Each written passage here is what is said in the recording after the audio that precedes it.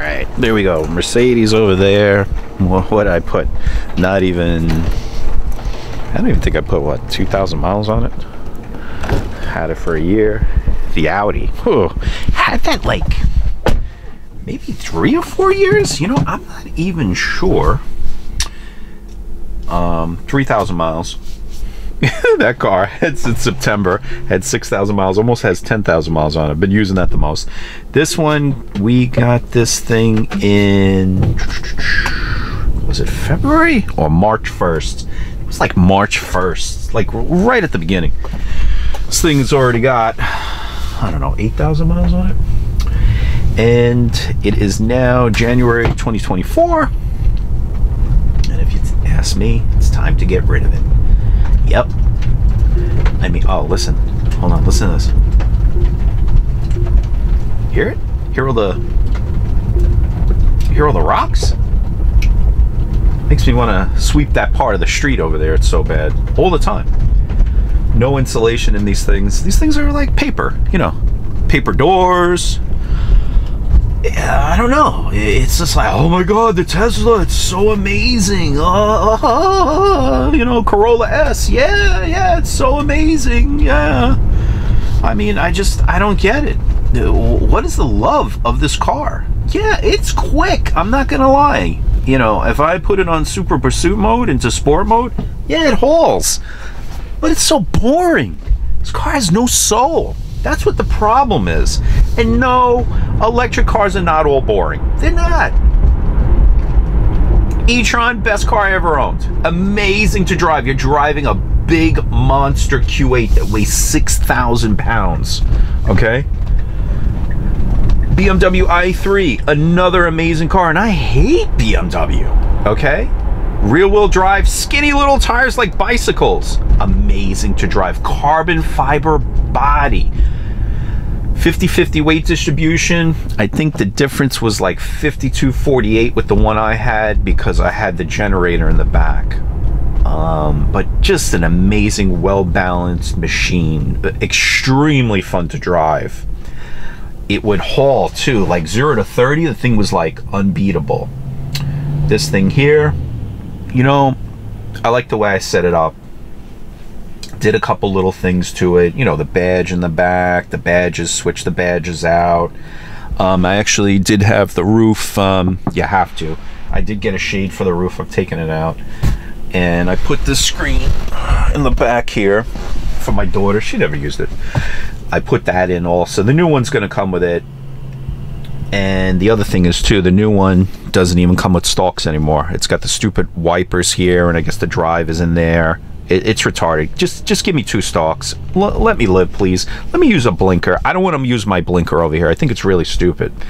The only other difference is, which I really do not like, is the fact that it does not have fog lights. Maybe they're integrated into the headlights, but it looks really ugly. The car almost reminds me of a Aston Martin. The front of it, those new weird Aston Martins that I don't even know what they are. The only other difference in this car for the newer version is it actually came with a LED strip. I mean, like, hello, these cars are so far behind. These guys are like, oh my God, the Tesla is so advanced. What's advanced? It doesn't have Android Auto. I mean, it has, you know, relatively nothing. It doesn't even come with Sirius XM radio. It does come with its own radio, though. And you want to know something? It's actually pretty good. I'm not going to lie. It's pretty decent. I like it. And I could skip. At one point, you used to be able to pause and go back, but it doesn't allow you to do that anymore. But the audio is not a bad thing. I really couldn't care less about Android Auto. It doesn't do anything for me. But I know all these Apple nerds must be going out of their minds because that's the type of people that drive these cars. Like Apple people who really don't know much about technology. So why is this car so popular? I'm going to tell you why. Because Toyota Prius people, right? They came out of the Prius and then they got into this thing, all right? And that's basically it. So anything is an upgrade when you come out of that thing. Yes, hold on. Oh yeah, that was a nice launch. Hear the wind? See how fast that wind comes? Now I'm braking like crazy. You have no idea. This car has no brakes, even though supposedly they're Brembos. it sucks. I didn't even see how fast we went. You guys tell me. I have no idea. So when you put it into sport mode, you even feel the pedal. There's a, yeah, look at that. Ugh. There's a pedal. Difference immediately, whatever. Comfort, standard, steering mode, I don't know, I just keep it on comfort.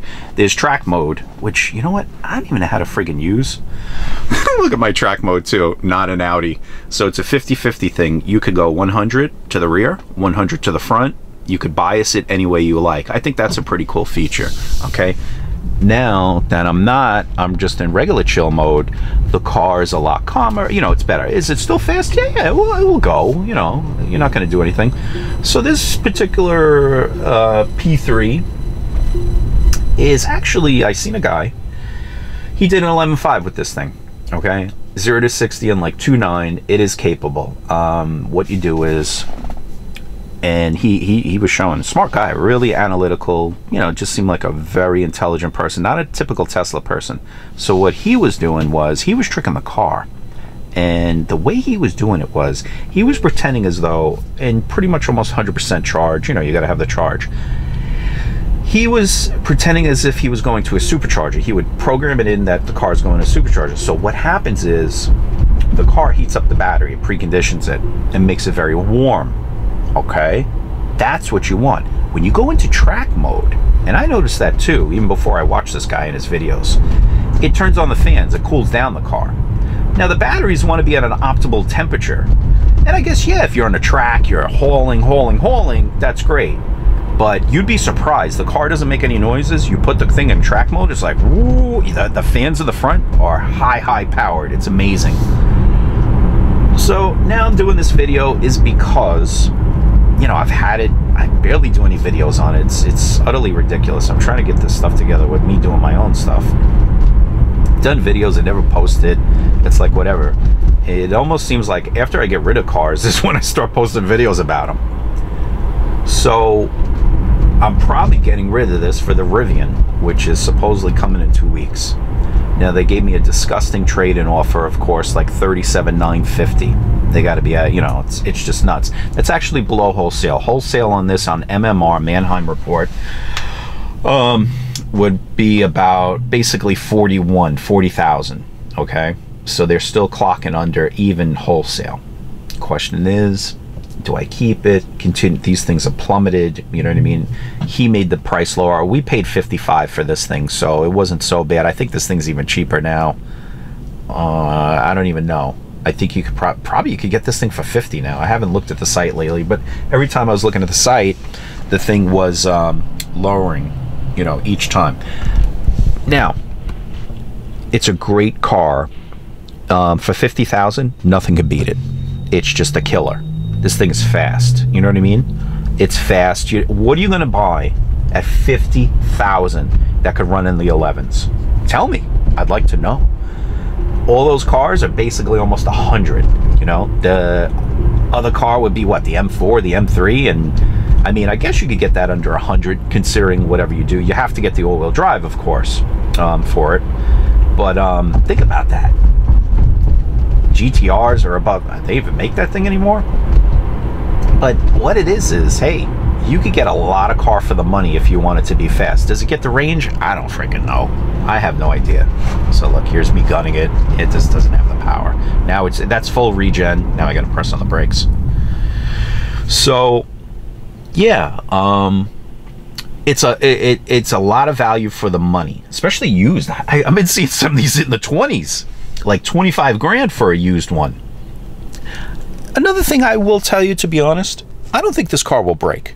I really don't. I don't think it will break. I think it will hold up. This is a lot better than the P90D DL that I had, the Model X with the Ludicrous Plus. This car is built a lot better. Basically almost the same times that it does, but this is built better, all right? It's a lot more boring. There's a lot less stuff in here, but for the most part, the only thing you're probably going to have to go through, you're going to go through tires. These tires suck. They like to pick up nails, and also, of course, any tires mostly on EVs, they eat right through them. The only other thing I could say, if you're doing a lot of, you know, launches, you're going to go through the motor mounts. Yeah, they have motor mounts. You don't even think about it. But yes, there's a motor mount in this thing. It has to hold these, you know, the motors or whatever the heck it is. And you can feel it's just violent when these things take off. So that would be the only other thing. Me, for the most part, you know, it's funny. I've only put it into track mode one time. And I don't even remember how I did it. You know what I mean? Oh, I think this is it here too. Where you want me to go, loser? Oh no, they weren't beeping at me. I mean, there's like so much traffic. I don't know. I don't know how it engages. Isn't that ridiculous? Now I'm going to tell you another ridiculous thing. I had the Model X, right? So the Ludicrous Plus was a $10,000 option. And to get it into that super performance mode, you had to do it. And you want to know something? I never did it. Because it was always like, oh, for optimal power, it's like 15 minutes. I'm like, get the hell out of here. I never did it. I never had time to get the most power out of it. I didn't even bother. Isn't that crazy? Like, I own this car. I've never really done the rear wheel drive. I think one day I did. I ran it to the back, the front. I wanted to do test also that, hey, will the car get better mileage just being front wheel drive or rear wheel drive? You know what I mean? And just running on track mode. I'm not sure if the fans would stay on forever or whatever, but it was something that I was interested in doing. I do like the fact that you could bias the, you know, the diff. Well, there's no diff, you know what I mean? You could bias the all-wheel drive system, but I don't know. Do I get rid of it? Do I keep it? I mean, I don't have any love for this car. The only other thing I don't like is, so this doesn't have any, it doesn't have any window, what do you call it? Window frames. So in other words, it makes a lot of noise when you're going, especially when you're at a high speed. So we have a house in the Poconos, and I usually doing 100 or whatever my average speed. I'm not joking. I'm averaging 100, passing at 120. You know what I mean? That's I drive, and this thing is just terrible.